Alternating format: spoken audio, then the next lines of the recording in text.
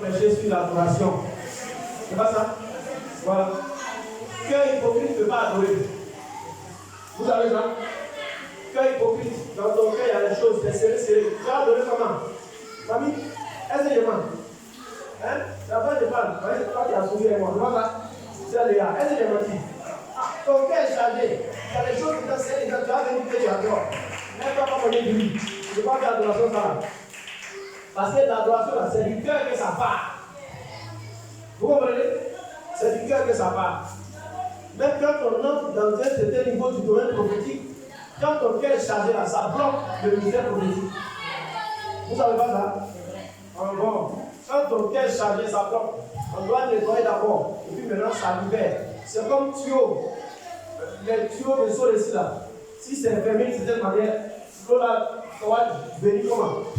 Comme ça là. Voilà, c'est ça. Et c'est même avec des tuyaux bloqués là. D'après les docteurs, c'est ça qui fait aussi extension. C'est pas ça?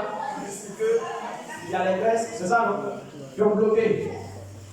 Donc, il faut que tu apprennes ça, il faut te libérer. La question dans ton cœur, tu parles, et puis tu vas adorer, que rien ne bloque ton adoration. Amen. On va prêcher avec Jean 4, verset 24. Amen. Il y a 5 minutes pour prêcher. Jean 4, verset 24. Jean 4, verset 24. Dieu est esprit. Il faut que ceux qui l'adorent dans l'esprit et en vérité. Amen. Tu vas répéter avec moi. Dieu est esprit. Dieu est esprit. Il faut que ceux qui l'adorent, l'adorent en esprit, et en vérité. Amen. Donc, Dieu est esprit, ça fait 1. Il faut que, ça fait 2. Et ceux qui l'adorent, ça fait 3. Et puis maintenant, l'adorent en esprit et en vérité. Amen. Dieu est esprit. Lorsque nous disons que Dieu est esprit, bien-aimé du Seigneur, nous parlons de la nature même de Dieu. Alléluia. Notre Dieu, on ne le voit pas. Est-ce qu'on se comprend? On ne le voit pas. Mais on sait qu'il est puissant. On sait qu'il existe.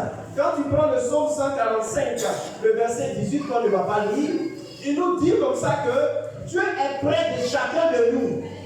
Maintenant, je vous dis quelque chose. S'il est un corps physique, ça veut dire que s'il est un corps qu'on peut voir, comment il fait à côté de nous tous en même temps? C'est parce qu'il est esprit. Il est esprit et l'esprit de Dieu est illimité. L'esprit de Dieu est un esprit infini. Il n'y a pas son commencement, il n'y a pas sa fin. On ne le voit pas, on ne peut pas le toucher, on ne peut pas le saisir. C'est ça, Dieu. Alléluia. Et donc, quand on va l'adorer, il veut qu'on l'adore comme lui il est. Alléluia. C'est pour dire quoi? C'est pour dire que l'adoration ne sera pas quelque chose qui va se limiter au corps de l'homme. L'adoration va impliquer le corps de l'homme. C'est-à-dire que dans l'adoration, là, le corps de l'homme va agir aussi dedans. Mais c'est une affaire qui va quitter dans l'esprit. On se comprend?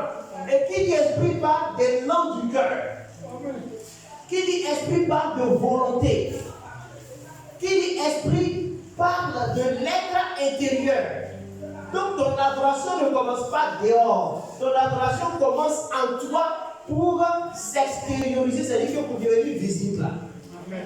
Si tu vois que quelqu'un qui se lève le matin et puis dit qu'il s'en va adorer le Seigneur, il se lève le matin et puis il dit il faut que je sois à l'heure, c'est pas le temps qu'il parle maintenant, je vais lui parler de pouvoir. Il dit qu'il faut que je sois à l'heure à l'église, bien aimé du Seigneur. Ça veut dire quoi? Il y a quelque chose qui s'est passé en lui qu'on ne peut pas voir. De la manière qu'on ne voit pas Dieu là, il y a quelque chose qui se passe en lui qu'on ne peut pas voir. Quand Paul dit le zèle de ta maison me consume, est-ce que tu vas faire une tête de Paul? On ne voit pas lui faire sa tête, mais il y a un feu à l'intérieur qui le consume, qui fait qu'il ne peut pas s'asseoir, qui fait qu'il ne peut pas s'arrêter. C'est comme ça que ça commence et ça produit quelque chose à l'intérieur. Alléluia. Et il dit que celui qui l'adore, il faut que tu l'adores comme ça, de cette façon. Ça veut dire quoi? Ce n'est pas que je choisis d'adorer Dieu comme je veux, les musiciens disaient en Wazari. Non, je ne choisis pas. Quand on dit il faut que, ça veut dire que c'est important, c'est forcé, c'est nécessaire. On se comprend? Quand on dit si tu veux rentrer ici, il faut que tu rentres par la porte, ça veut dire que tu ne peux pas faire autrement. C'est par la porte à quelque part. Alléluia. Donc c'est Dieu lui-même qui dit, parce que Christ parlant, il dit qu'il faut que celui qui l'adore en esprit. Donc, je vais l'adorer avec quoi? Je vais l'adorer avec ce qu'il a déposé en moi, parce que c'est celui, c'est lui-même qui a placé l'esprit en moi. Mais en vérité, qu'est-ce que ça veut dire? Alléluia. Jésus parlait ainsi à la Samaritaine. Eux, ils adoraient là-bas, dans les choses sur le mont Galilee. Et puis, les Juifs, eux, ils adoraient à Jérusalem.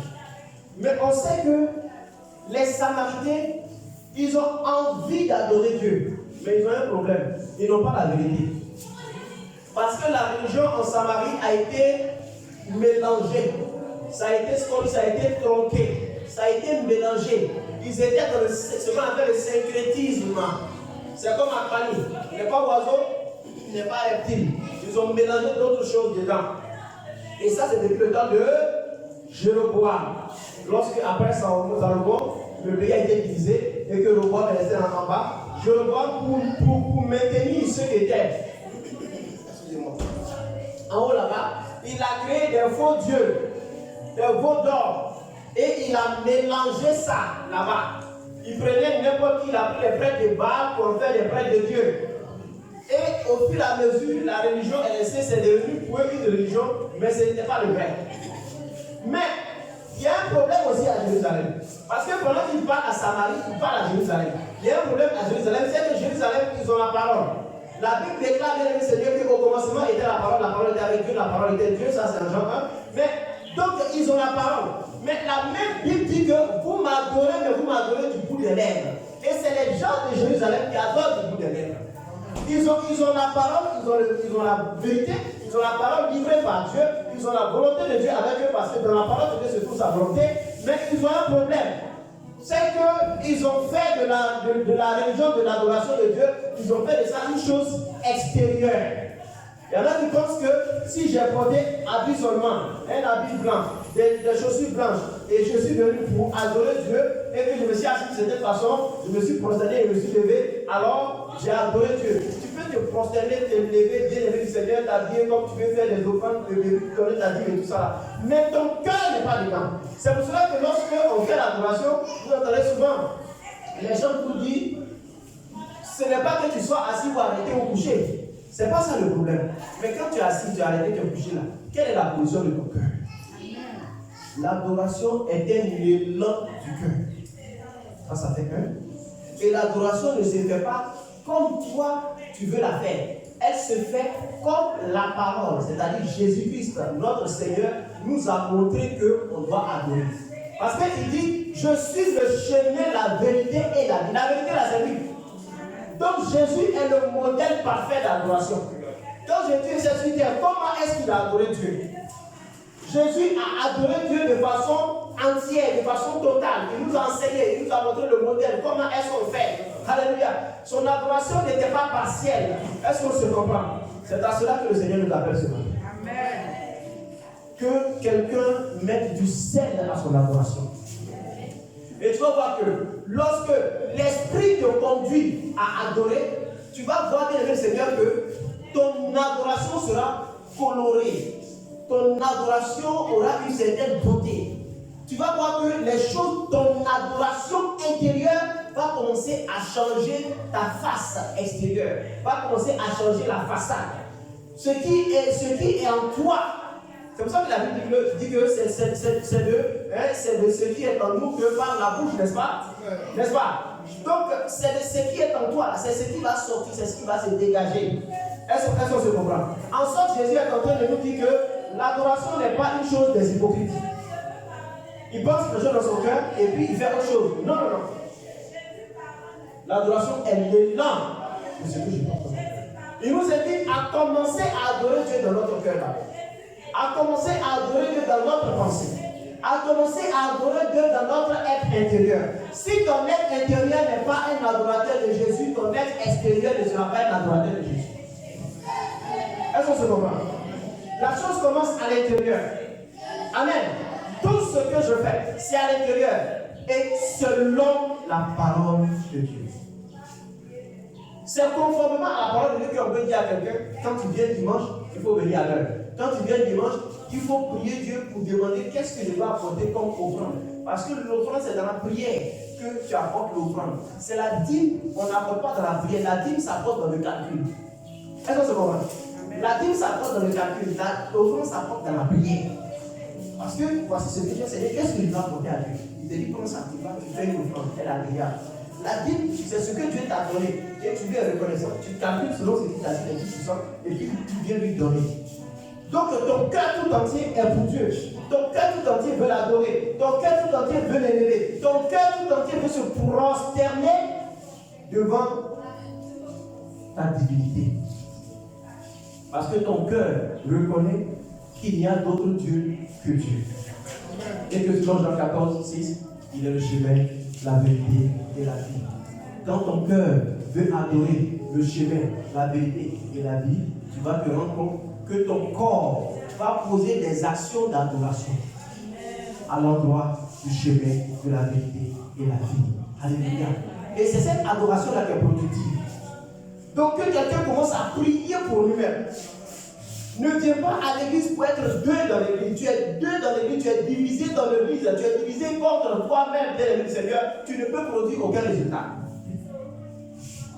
Tu te lèves le matin, tu te prépares. C'est à cause de tout ça que vous pensez que la direction qu'on vous fait faire ici là. On dit non, il faut dire merci au Seigneur. Tout ça, c'est pour te conduire dans une adoration propre afin que tu ne sortes pas ici zéro. C'est l'une des raisons pour lesquelles aussi on te dit de venir à l'église. Parce que quand toi tu viens, on dit à te demander pardon à Dieu. Quand toi tu n'as pas demandé pardon à Dieu chez toi, ça fait 3 mois.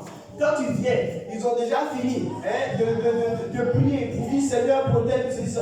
Toi tu n'as pas prié, ça fait 5 ans. Et puis tu viens, tu t'assois, tu veux recevoir quoi? On te conduit, c'est ça on dit le conducteur, le dirigeant, c'est un conducteur. Il t'envoie quelque part. Donc il te conduit vers cette adoration. Donc quand tu vas arriver là, tu prends ta part.